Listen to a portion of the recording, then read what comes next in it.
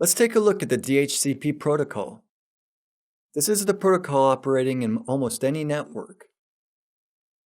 It's responsible for the automatic configuration of IP version 4. Instead of configuring IP addresses, MACs and DNS servers, and default gateways on each workstation, you can run a single DHCP server. It will configure each computer in the network automatically. Please note that, again, trust is needed. When you allow a computer to be connected to a network, you don't know whose it is and what software is installed on it. It sends the DHCP Discover packet to check if there are any DHCP servers in the network.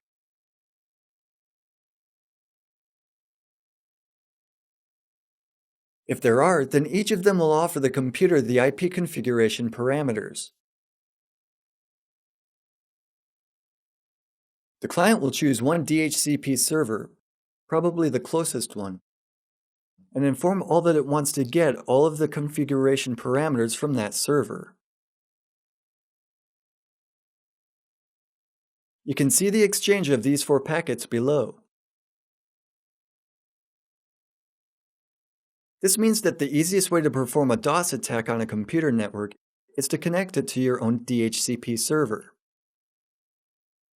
In the earlier versions of the Windows Server systems, if the DHCP server service detected another DHCP server on another host, it just stopped. This happened if the DHCP server granted addresses from the same address pool.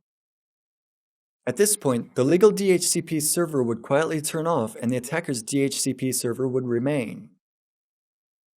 This server would now configure, among others, the DNS server's addresses and the client's computer's gateway. If you want to control their communication, you can set them in such a way that they will point to your computer. You can route packets or run a proxy server.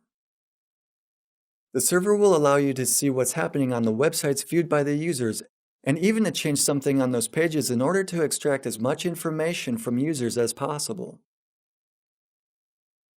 If you want to block network communications, your DHCP server will incorrectly configure all the computers.